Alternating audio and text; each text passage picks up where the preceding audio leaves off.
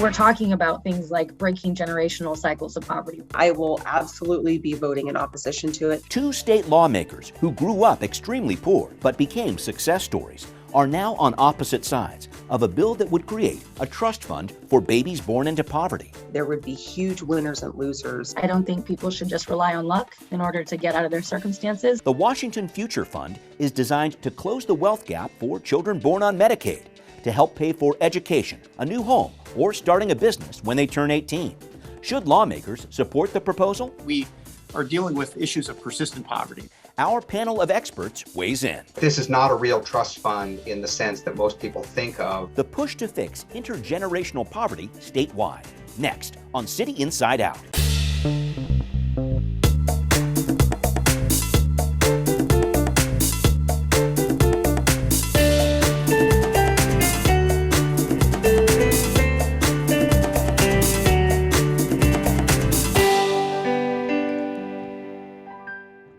Welcome to this edition of City Inside Out. I'm your host, Brian Callanan.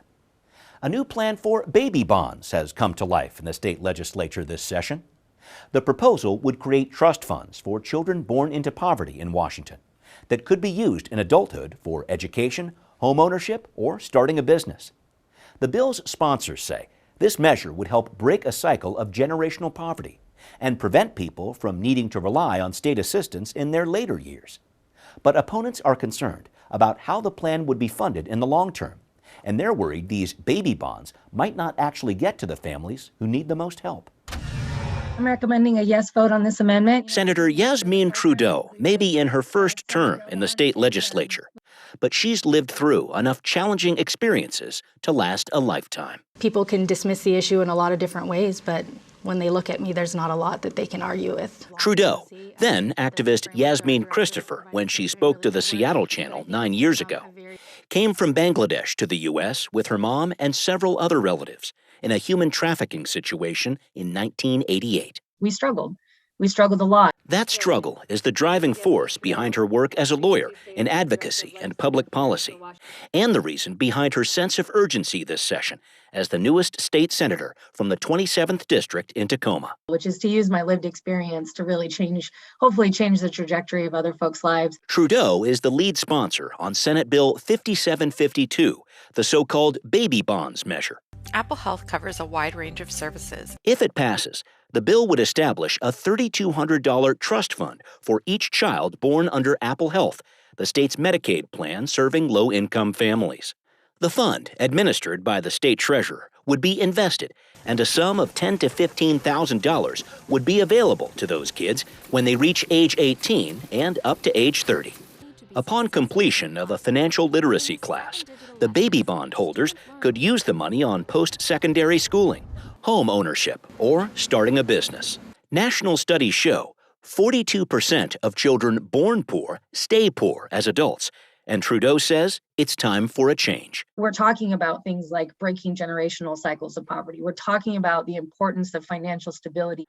Trudeau, who herself relied on social services growing up, says the idea of baby bonds has gained bipartisan support in Olympia because it could save the state money on providing assistance to families in the long run. I think it's appealing because I think folks do recognize that if you invest in somebody on the front end, the state actually will need to invest later on.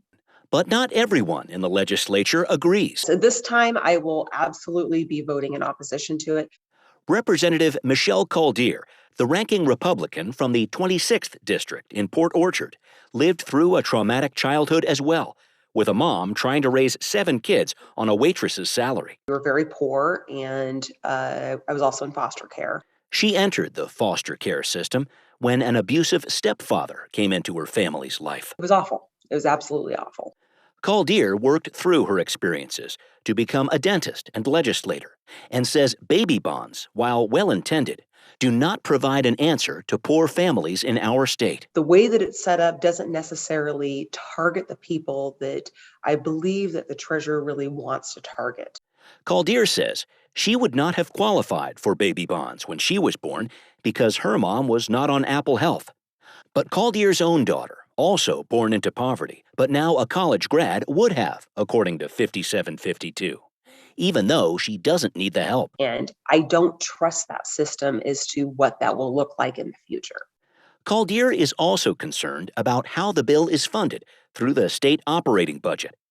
During an economic downturn, for example, the legislature could potentially suspend payments towards baby bonds, leaving children born in some years in a better situation than others. So we would set up a system to where some people would benefit from this and some people wouldn't. There would be huge winners and losers. Senator Trudeau says she's working with the state treasurer on fine-tuning her legislation, requiring financial means testing for children to qualify for baby bonds and finding ways to keep the program financially solvent long-term. We want to make sure that if we're saying that this is an investment that's going to be available, that it is in fact available when kids turn 18. It's up to the legislature now to decide on the future of baby bonds in a debate about dealing with generational poverty that has a wealth of differing opinions. I don't think people should just rely on luck in order to get out of their circumstances. Some babies would benefit and some babies wouldn't. And joining us to discuss this topic, we have with us Mike Pellicciotti. He is the Washington State Treasurer. Thank you very much, Mike, for being with us. Also, Paul Guppy. He's the Vice President of Research at the Washington Policy Center. Thank you, Paul, as well. So I'm going to jump into this. And before we get into the details of this, Mr. Treasurer, I'd like to talk about the basic reasoning behind this idea of baby bonds. So this is an idea that you have championed. Right now in the legislature, we have Senate Bill 5752, House Bill 1861, talking about the Washington Future Fund. So why is this fund, this concept of baby bonds, in your mind, a good idea? Well, thank you, Brian. Thank you for having me. It's great to join you and Paul here today. We're really excited about the Washington Future Fund. I think a lot of politicians often think of a 2 or 3 year horizon. Here at the Treasurer's Office, we think of a 2 or 3 decade horizon. And, a lot of the work I do as treasurer, I serve on a lot of different boards and commissions. And time and time again, a lot of the challenges that we're seeing here in the state of Washington is access to capital. And, the idea of baby bonds, or the Washington Future Fund in particular, is trying to make it so that we set aside money now, invest that money for the next 2 decades, and then allow for that money to grow, invest that money in the economy in the meantime, and then have an opportunity for that money to then meet the needs, not only of the state, but the individuals who are coming from the least amount of resources now, so that they have an opportunity and hope for their future. Great. Thanks for breaking that down. Paul, I'll go to you next on this one. I know the Washington Policy Center has not taken an official position on these bills, but I know you have some concerns about them. If you could lay those general concerns out, please, before we get into the finer points of this proposed legislation. Sure. So you're right. We do try to provide an independent analysis of legislation, and we've looked at this idea, and we certainly support the intent. It's great to think about how a person can build assets and be prepared for a successful adult life. That makes complete sense.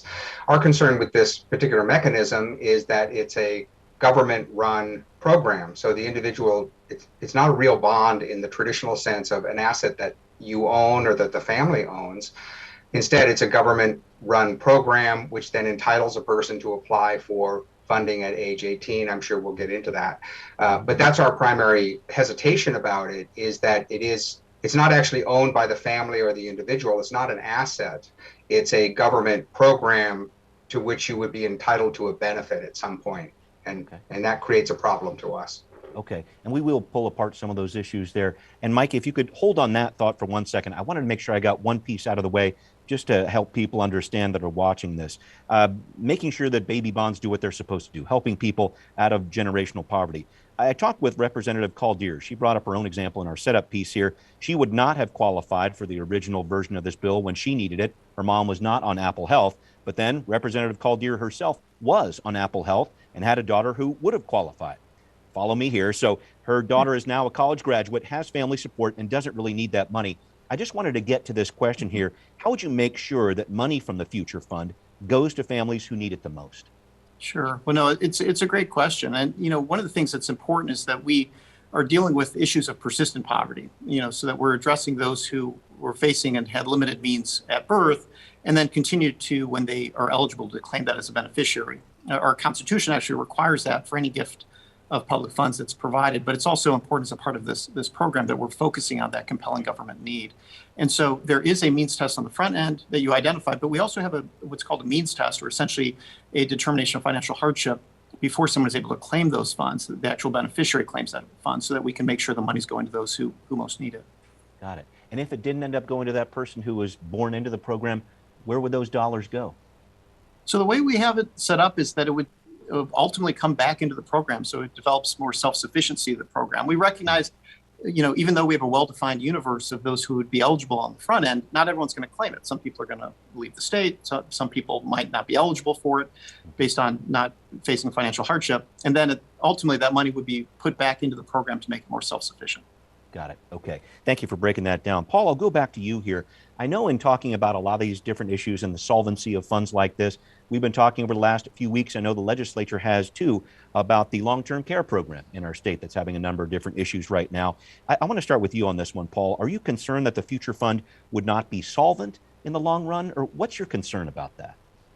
Well, again, our primary concern are individuals who, as the treasurer correctly points out, are facing generational poverty. So some people start off in life with many strikes against them. In fact, on a bit of a personal level here, my wife and I care for foster kids, and we've adopted special needs kids. So we have seen a system where people are literally have almost every strike in life is against them. Mm-hmm. And that you're talking to a person who's like 2 years old. So they're not looking at a great future.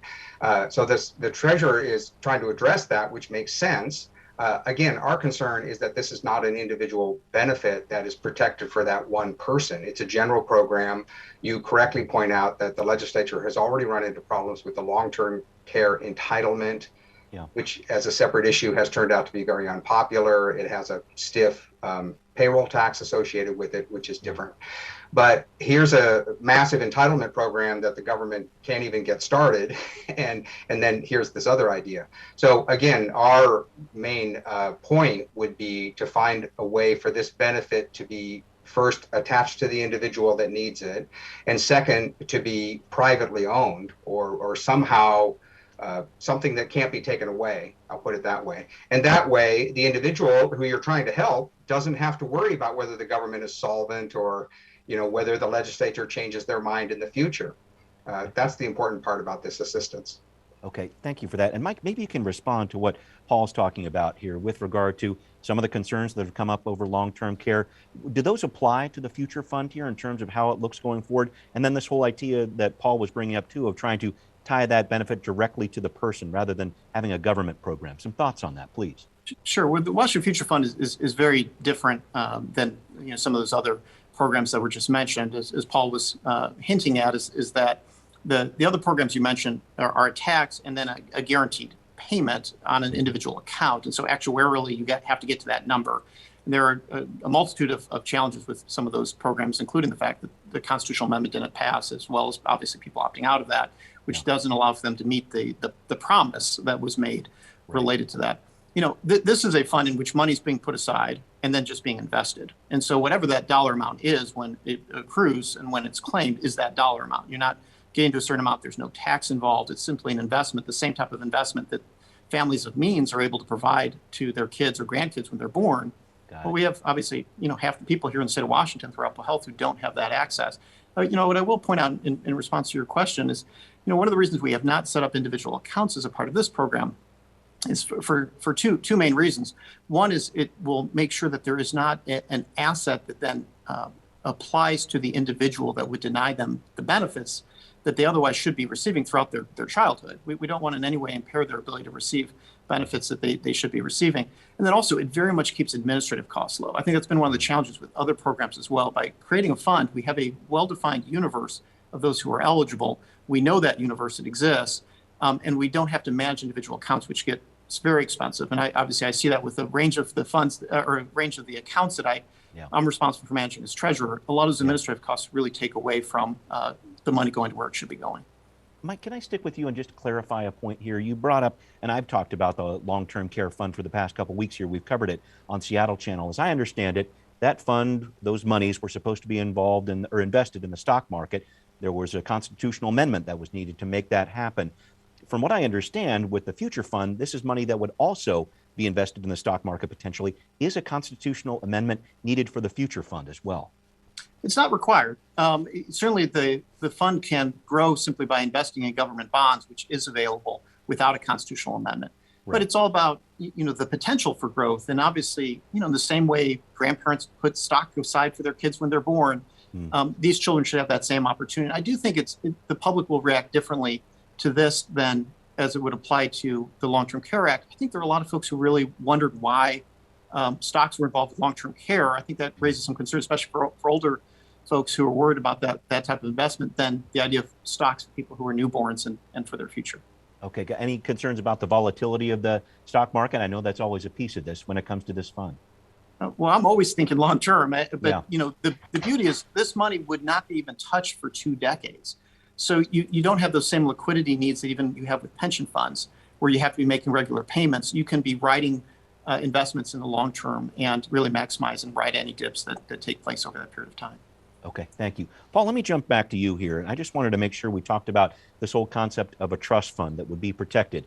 I know this because I've talked to you before about this. There have been some situations where legislators have raided those funds, as it were, and taken that money for other priorities. Do you have concerns about that with this bill? Yes, and again, this comes from us being an independent organization, which is, we are not part of the government. We're not in the policy world, or politics world rather. And so we look very carefully at language. So we understand that public officials communicate in metaphors often, or the way they describe programs. But this is not a real trust fund in the sense that most people think of a legal trust fund that can't be touched. Lawmakers, the state has, again, as the treasurer knows, the state has dozens or hundreds of trust funds, so-called, which lawmakers spend all the time. So they call it sweeping the funds for a certain budget cycle, then they put the money back later. So that's all fine. That's the way government process works, but it's not the way that most of us understand a real trust fund would work. So there's that problem. And the same thing applies to the phrase bonds. It's not an individual bond that you own as an asset. The word baby bonds, and it's been proposed at the federal level as well, is really more of a kind of poetic descriptor of this idea. It's not an actual official bond. And again, that's our problem. If it's an asset that an individual can't own, then a change in the political environment could cause this benefit to erode or be taken away at some point in the future. Well, let's engage with this, Mike, if we could here in this whole idea of the long-term plan for the fund. Just bringing up this idea here. Let's say the state economy has a bad year. What are the possibilities lawmakers could say, we need to spend this money from the future fund on something else? Are you concerned about that situation? Potentially there are some years where this helps kids and there are some years where it does not.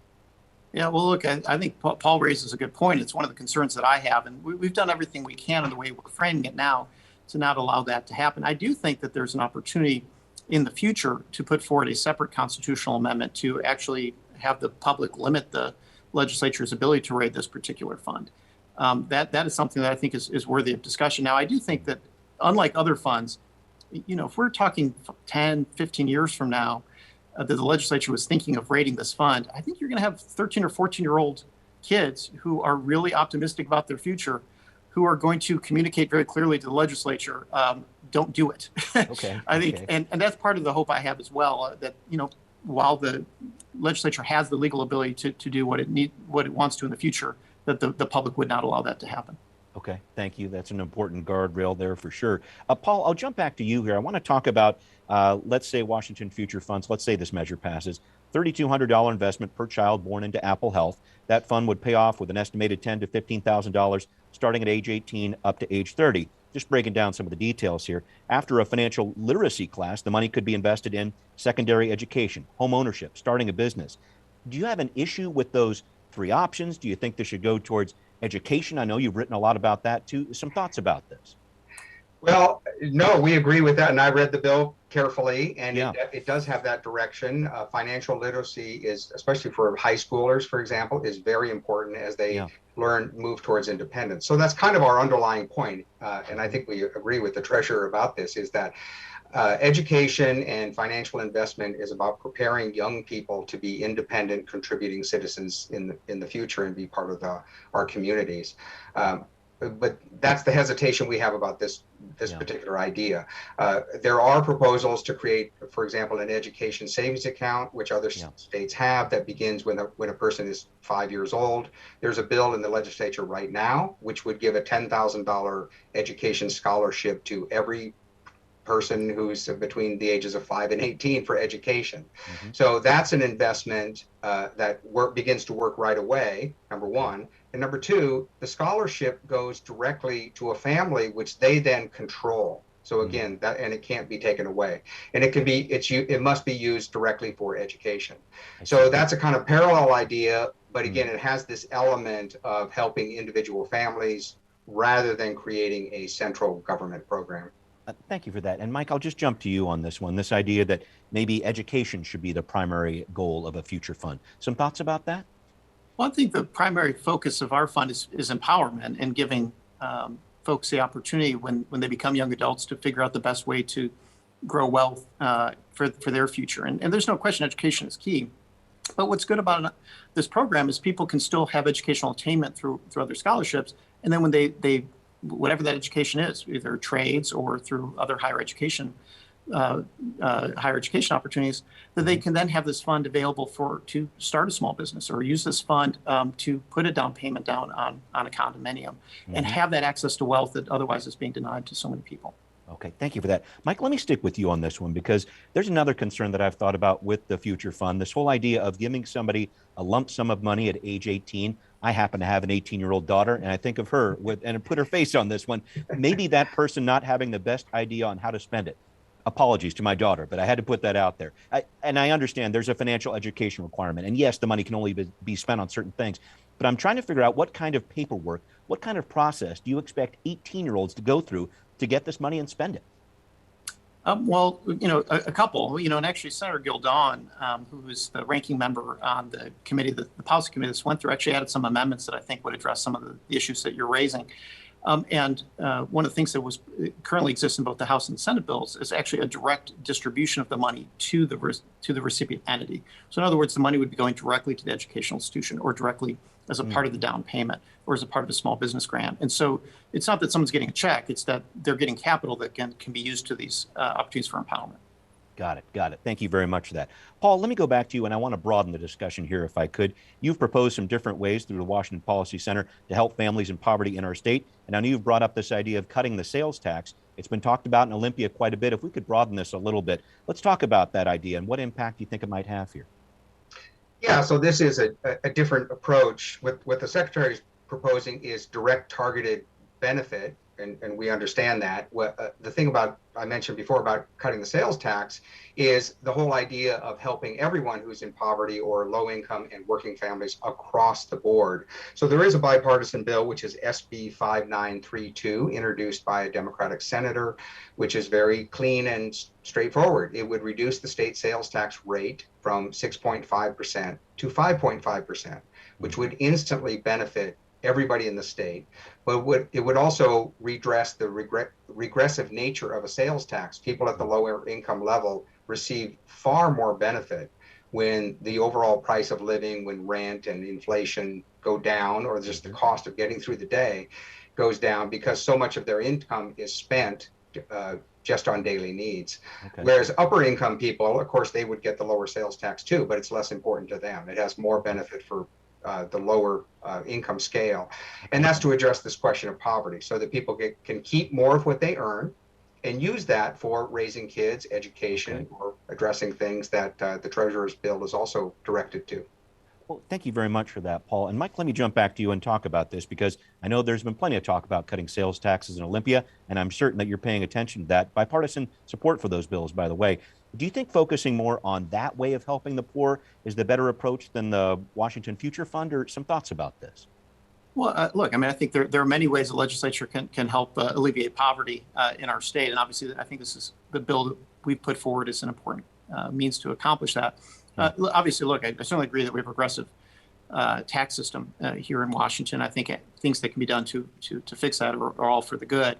I guess what I would say, though, is it doesn't provide the capital outlay that really can be impactful in someone's life at the right age. And what we're seeing is folks are coming into age 18 through their 30th year, and without access to capital, they start getting in a spiral of debt. And I think that what we need to do is interrupt that cycle of poverty. And this is an important step forward through the Washington Future Fund to do that. Got it. Well, Paul, I'll jump back to you on that then. This whole reasoning behind the Future Fund, really this idea of providing some hope to families in need. In my setup piece, I talked about this. National studies showing 42% of kids born into poverty stay poor. This boost from the Washington Future Fund here could be a real game changer for kids entering adulthood, don't you think? Yes, and again, I understand that. I guess our concern is it doesn't really address earlier in life. Primarily, the number one way to get out of poverty is education. So education is an investment in the individual talents, knowledge. The other thing about educational development is that it can never be taken away. I mean, it literally makes you permanently a better person, better capable to deal with life.